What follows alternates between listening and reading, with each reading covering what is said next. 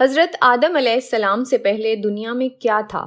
یہ وہ سوال ہے جو ہم سب کے ذہن میں آتا ہے کہ کائنات میں انسانوں کے بسنے سے پہلے آخر کیا تھا؟ ایک صحابی نے حضور صلی اللہ علیہ وآلہ وسلم سے سوال کیا کہ اے اللہ کے رسول، زمین اور آسمان کو پیدا کرنے سے پہلے ہمارا پروردگار کہاں تھا؟ آپ صلی اللہ علیہ وآلہ وسلم نے فرمایا کہ تب اللہ کے سوا اور کچھ نہیں تھا، پھر اس نے پانی پر اپنا عرش بنایا، گویا یہ اس کائنات کی ابتدا تھی۔ پھر اللہ نے قلم کو پیدا کیا اور اس کو حکم دیا کہ لکھ، اور قلم نے اللہ تعالیٰ کے حکم اور اس کے علم سے قیامت تک ہونے والا سب کچھ لوح محفوظ میں لکھ دیا۔ اس کے بعد آسمان اور زمین کی 6 دن میں تخلیق کی گئی۔ یمن سے آئے ہوئے ایک وفد نے حضور صلی اللہ علیہ وآلہ وسلم سے کہا کہ ہم آپ سے دین کی سمجھ اور قلم کی ابتدا جاننے کے لیے آئے ہیں، تو آپ صلی اللہ علیہ وآلہ وسلم نے فرمایا، جس کا مفہوم یہ ہے کہ سب سے پہلے صرف اللہ تھا، اس کا عرش پانی پر تھا، پھر اس نے قلم پیدا کیا، اس قلم نے لوح محفوظ پر قیامت تک ہونے والے تمام واقعات لکھ دیے، پھر آسمان اور زمین کو پیدا کیا گیا۔ اس کی جو ترتیب ہمیں روایات سے پتہ چلتی ہے وہ کچھ یوں ہے کہ اللہ تعالیٰ نے ہفتے کے دن مٹی یعنی زمین کو پیدا کیا۔ جب اللہ نے زمین بنائی تو وہ کانپنے لگی۔ پھر اللہ نے اتوار کو اس میں پہاڑ بنائے زمین کو سہارا دینے کے لیے، ایسے جیسے اس میں کیل ٹھونک دیے۔ اس سے زمین ساکن ہو گئی۔ پیر کے دن اس میں درخت اگائے، منگل کے دن تکالیف، مصیبتیں، جراثیم اور بیماریاں بنائیں۔ بدھ کے دن نور کو پیدا فرمایا، جمعرات کو زمین میں چوپائے بنائے اور انہیں زمین پر پھیلا دیا، اور پھر جمعے کے دن کی آخری گھڑیوں میں یعنی عصر کے بعد آدم علیہ السلام کو پیدا فرمایا۔ گویا اللہ تعالیٰ نے انسان کی پیدائش سے پہلے اس کی آسائشوں کے لیے زمین اور اس پر ضرورت کی تمام اشیاء پیدا فرما دی تھیں، یعنی مخلوق کی ابتدا میں آخری نمبر پر انسان کو پیدا کیا گیا، اور نسل انسانی میں سب سے پہلی تخلیق حضرت آدم علیہ السلام کی تھی۔ وہ تمام انسانوں کے باپ ہیں۔ انسانوں کی پیدائش سے پہلے فرشتوں اور جنوں کی تخلیق بھی ہو چکی تھی۔ فرشتے اللہ تعالیٰ کی وہ مخلوق ہیں جن کا اصل ٹھکانہ آسمان ہے، اور وہ زمین والوں کے لیے استغفار کرتے ہیں۔ فرشتوں کو نور سے پیدا کیا گیا، جبکہ جنوں کی پیدائش آگ سے کی گئی، اور انسانوں کی تخلیق مٹی سے ہوئی۔ ابلیس جو کہ شیطان تھا، وہ بھی فرشتوں میں سے نہیں بلکہ جنوں میں سے تھا، اور اس کی تخلیق بھی آگ سے کی گئی۔ کچھ روایات سے پتہ چلتا ہے کہ آدم علیہ السلام سے 2000 سال پہلے جنات پیدا کیے گئے، اور جب وہ فتنہ فساد میں حد سے آگے بڑھ گئے تو اللہ تعالیٰ نے ان کی طرف فرشتوں کا ایک لشکر بھیجا۔ ان میں خوب مارکہ آرائی ہوئی، اور اس میں فرشتوں نے جنوں کو تہس نہس کر دیا، اور وہ سمندروں کے جزیروں میں پناہ لینے پر مجبور ہو گئے، اور آج تک ان کے رہنے کی جگہ یہی جزیرے ہیں۔ ابلیس یعنی شیطان جو کہ جنات کا سردار ہے، اس کا ایک تخت ہے، اور وہ تخت پانی پر ہے۔ ابلیس کا اصل نام عزازیل تھا، اور اس کے نافرمانی کے بعد اسے ابلیس کا نام دیا گیا۔ ابلیس کا وہ تخت حقیقتاً کس جگہ پر ہے یہ ہم نہیں جانتے۔ خیر، جب اللہ تعالیٰ نے زمین کو انسانوں کے ذریعے سے آباد کرنا چاہا تو انسان کی تخلیق فرمائی، کیونکہ جنوں میں انسان جتنی فہم و فراست نہیں تھی۔ کہا جاتا ہے کہ جنوں میں سب سے زیادہ علم رکھنے والا جن انسانوں میں سے ایک 10 سالہ بچے کے برابر عقل رکھتا ہے۔ اللہ نے انسان کی تخلیق کر کے اس میں روح پھونکی۔ پھر اللہ نے فرشتوں سے فرمایا کہ میں زمین پر اپنا نائب بنانے والا ہوں۔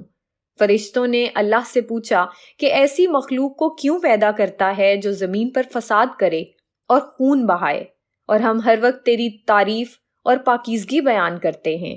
جس پر اللہ تعالیٰ نے فرمایا کہ جو کچھ میں جانتا ہوں وہ تم نہیں جانتے۔ فرشتوں کے اس سوال کے 2 مقاصد تھے۔ پہلا یہ کہ کیا یہ بھی جنوں کی طرح زمین پر فساد کریں گے، اور دوسرا یہ کہ کیا ہم سے تیری عبادت میں کوئی کوتاہی ہوئی ہے۔ بہرحال جب اللہ تعالیٰ نے آدم کو پیدا کیا تو زمین سے مٹی لانے کا حکم دیا۔ پھر اللہ کے پاس اس کے حکم کے مطابق مٹی لائی گئی۔ وہ مٹی اللہ تعالیٰ نے پوری زمین سے اٹھوائی تھی۔ یہی وجہ ہے کہ آدم کی اولاد زمین کے رنگ کے مطابق ہی ظاہر ہوئی، بعض سرخ، بعض سفید، بعض سیاہ اور بعض اس کے درمیان۔ اس مٹی کو پانی سے تر کیا گیا تو یہ 3 بن گئی۔ قرآن مجید میں بعض جگہ انسان کی تخلیق کے لیے تراب کا لفظ آیا ہے، یعنی کہ خشک مٹی، اور بعض دفعہ 3 کا لفظ آیا ہے جو کہ بھیگی ہوئی یا تر مٹی کو کہتے ہیں۔ جب پانی کو مٹی سے بھگویا گیا تو وہ لیس دار ہونا شروع ہو گئی۔ پھر اللہ تعالیٰ نے خود اپنے مبارک ہاتھوں سے اس مٹی سے انسان کا ڈھانچہ تیار فرمایا۔ اللہ تعالیٰ نے انسان کی تخلیق فرشتوں کے سپرد نہیں کی، بلکہ انسان کو خود ایک مورتی کی صورت میں ڈھالا۔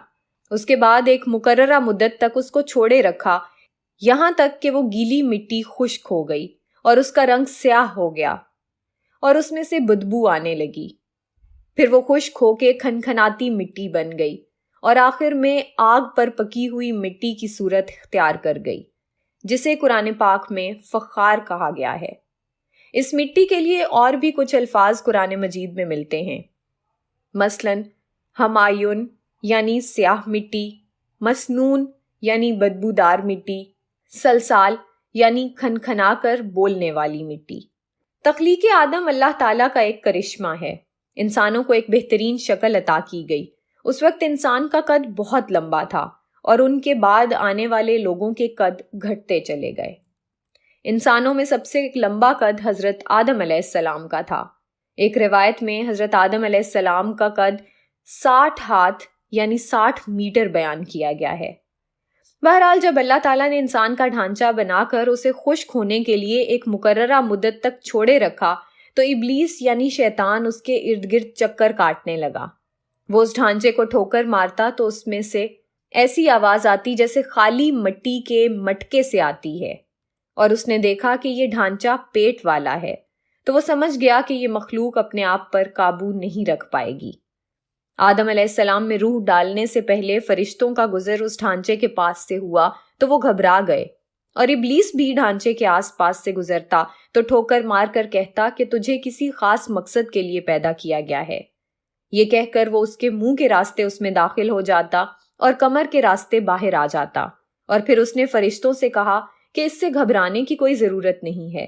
اگر مجھے اس پر مسلط کیا گیا تو میں اسے ہلاکت میں ڈال دوں گا، اور اگر اسے مجھ پر مسلط کیا گیا تو میں یقیناً اس کی نافرمانی کروں گا۔ یعنی ابھی آدم علیہ السلام میں اللہ تعالیٰ نے روح بھی نہیں پھونکی تھی، تب سے ابلیس کی انسان سے عداوت اور دشمنی واضح تھی۔ پھر اللہ تعالیٰ نے آدم علیہ السلام میں اپنی روح پھونکی۔ جیسے ہی روح اس مجسمے میں سر کی طرف سے داخل کی گئی تو آدم علیہ السلام کو چھینک آ گئی۔ فرشتوں نے آدم علیہ السلام سے کہا کہ الحمدللہ کہیے۔ انہوں نے کہہ دیا۔ اللہ تعالیٰ کی اس تعریف کے جواب میں اللہ تعالیٰ نے فرمایا کہ تجھ پر تیرا رب رحم فرمائے۔ جب روح ان کی آنکھوں میں داخل ہوئی اور ان کی آنکھوں نے جنت کے پھلوں کو دیکھا تو غور و فکر کرنے لگے۔ پھر روح پیٹ میں داخل ہوئی تو کھانے کی طلب ہوئی، یعنی روح ابھی ٹانگوں تک نہیں پہنچی تھی اور کھانے کی خواہش محسوس ہونے لگی۔ جب آدم علیہ السلام میں روح پھونک دی گئی تو اللہ تعالیٰ نے ان کی پشت مبارک پر ہاتھ پھیرا، جس سے قیامت تک کے آنے والے تمام انسان باہر آ گئے۔ آدم علیہ السلام کی تمام اولاد ان کے سامنے ظاہر ہو گئی۔ یہ بات قرآن اور احادیث سے بھی واضح ہے۔ پھر اللہ نے اولاد آدم سے انہی کے بارے میں اقرار لیا کہ کیا میں تمہارا رب نہیں؟ تو تمام انسانوں نے جواب دیا کہ ہم اقرار کرتے ہیں کہ تو ہی ہمارا رب ہے۔ اللہ تعالیٰ نے آدم علیہ السلام میں اپنی روح پھونک کر فرشتوں اور جنوں سے انسان کو سجدہ کرنے کا حکم دیا۔ ابلیس کے علاوہ سب نے آدم علیہ السلام کو سجدہ کیا۔ اللہ تعالیٰ نے ابلیس سے پوچھا کہ تجھے کس چیز نے سجدے سے روک دیا؟ تو اس نے جواب دیا کہ تو نے مجھے آگ سے پیدا کیا ہے اور اسے مٹی سے، گویا میں اس سے بہتر ہوں۔ اللہ تعالیٰ نے اس کی اس سرکشی پر اسے سزا دیتے ہوئے فرمایا، اس جنت سے اتر جا، تجھے کوئی حق حاصل نہیں جنت میں رہ کر تو تکبر کرے۔ ابلیس نے جواب میں کہا کہ مجھے قیامت تک مہلت دے دیجئے، یعنی کہ اتنی لمبی عمر دے دیجئے کہ قیامت تک مجھے موت نہ آئے، جبکہ تمام انسانوں کو دوبارہ زندہ کیا جائے گا۔ اللہ تعالیٰ نے فرمایا کہ تجھے ایک وقت مقررہ تک مہلت دے دی گئی۔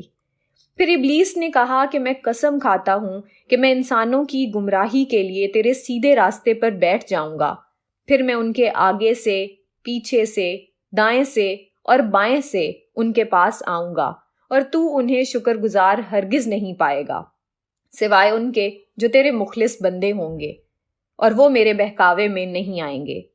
اللہ نے اسے ذلیل و خوار کر کے وہاں سے نکال دیا اور فرمایا کہ ان میں سے جو شخص بھی تیرا حکم مانے گا میں ایسے تمام لوگوں سے جہنم کو بھر دوں گا، اور میرے بندوں پر تیرا کوئی غلبہ نہیں ہوگا۔ اس طرح یہ واضح ہوا کہ سب سے پہلا گناہ تکبر تھا۔ اس لیے علماء کرام کے مطابق تمام گناہوں کی جڑ تکبر ہے۔ اللہ نے آدم علیہ السلام کو جاہل نہیں بلکہ علم والا پیدا کیا تھا۔ جب اللہ نے آدم علیہ السلام میں مکمل روح ڈال دی تو وہ اپنے پیروں پر کھڑے ہو گئے، تو اللہ نے انہیں حکم دیا کہ جاؤ فرشتوں کی جماعت کو السلام علیکم کہو۔ آدم علیہ السلام کے سلام کے جواب میں انہوں نے وعلیکم السلام ورحمۃ اللہ کہا۔